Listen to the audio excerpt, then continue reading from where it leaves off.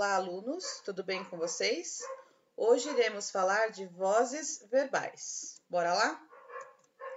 Bom, vamos ver a charge a seguir para depois a gente ler as perguntas.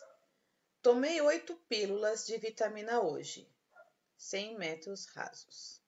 E eu comi com uma lata de feijão, uma lata de feijões. Bom, na oração do primeiro quadrinho, tomei 8 pílulas de vitamina hoje, qual é o sujeito? Então, a gente pergunta para o verbo, né? Quem tomei 8 pílulas de vitamina hoje? Eu. Então, quem pratica a ação do verbo tomar nessa oração? Então, quem está praticando essa ação? Eu.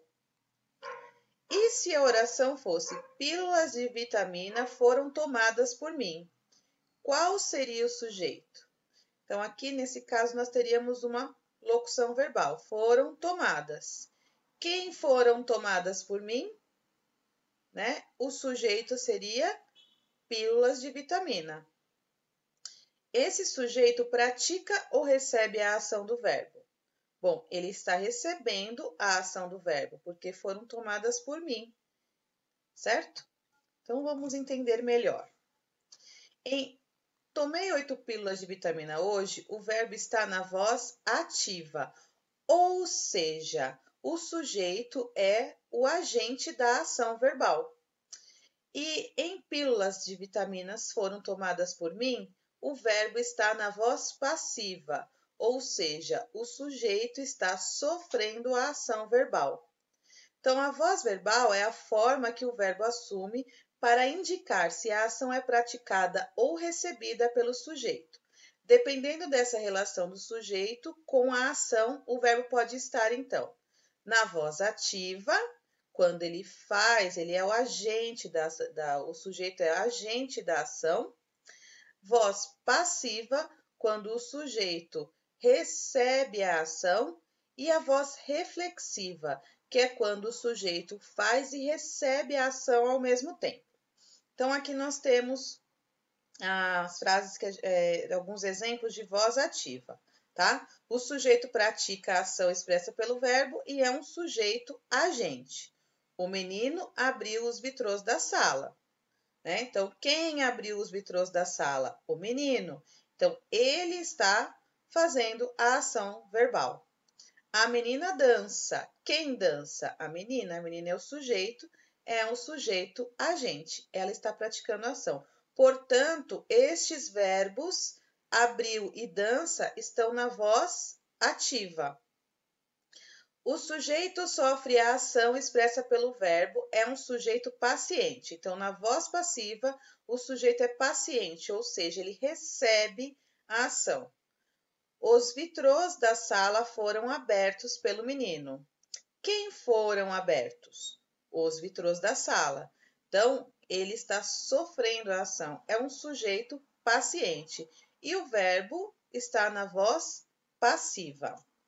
Bom, a voz passiva ela pode ser passiva analítica, ou seja, sempre que a gente vê analítica, tem mais palavras, né? Então, no caso, ela é formada por um verbo auxiliar e um verbo na sua forma nominal, no particípio, tá? Então, ele forma uma locução verbal. Então, sempre que tiver uma locução verbal, provavelmente esse verbo está na voz passiva analítica. Então, o gol da vitória foi marcado pelo jogador Gilmar. Então, quem foi marcado pelo jogador Gilmar? O gol da vitória. Tem um sujeito paciente e tem uma locução verbal.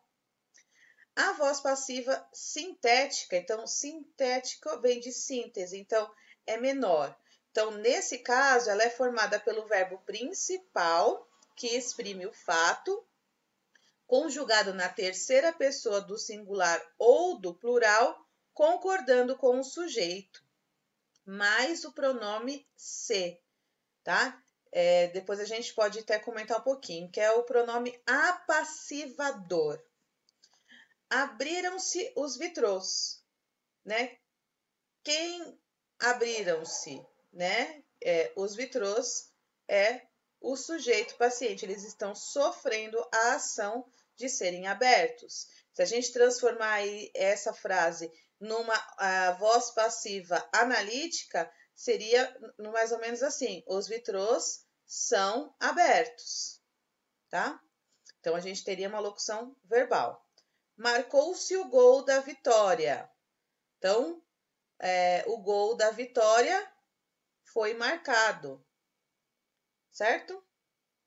Bom, a voz ativa e a voz passiva são duas maneiras diferentes de expressar o pensamento, conforme se queira dar mais ênfase ao sujeito, no caso da voz ativa, ou no objeto da ação, na voz passiva. Assim, olha só. Então, aqui, quem está em destaque? O gato, né? O gato pegou o rato. Então, quem pegou o rato? O gato. O gato é o agente da ação. Então, nesse caso, a gente dá mais ênfase ao gato. Aqui, o rato foi pego pelo gato. Então, quem está em primeiro plano aqui? O rato. A ideia, então, é dar mais ênfase a ele que sofreu a ação, certo? Bom, voz reflexiva. O sujeito pratica e sofre a ação expressa pelo verbo. É um sujeito agente e paciente ao mesmo tempo. Então, eu me vesti. Então, eu mesma fiz a ação em mim mesma, né? Tu te levantas cedo. Olha só, a ação está sendo feita pelo sujeito e está sendo sofrida pelo sujeito também. Na voz reflexiva, o verbo vem acompanhado de pronome oblíquo, da mesma pessoa e número do sujeito. Então, percebe aqui, ó. Eu, primeira pessoa, me, primeira pessoa. Tu, segunda pessoa, te, segunda pessoa. Certo? Pronome reto, pronome oblíquo. E o verbo está concordando com os pronomes. No plural, a voz reflexiva pode indicar reciprocidade. Assim, nós nos cumprimentamos, um cumprimentou o outro. Então, reciprocidade nesse caso. Elas se abraçaram felizes, uma abraçou a outra, certo? Bom, pode-se indicar a voz verbal em todas as orações? Todas as orações têm voz? Bom, vamos lá. Voz verbal implica a relação entre o verbo e o sujeito que praticou ou recebeu a ação. Se o verbo não possuir sujeito ou não expressar ação, não há como indicar voz verbal. Assim, choveu muito. Chover é um fenômeno da natureza, né? Então, não possui um sujeito. Então, não tem como indicar voz aqui. A menina está doente. O verbo estar, ele não indica a ação, né? É um verbo de estado. Então, neste caso, também não tem voz o verbo. Tá certo?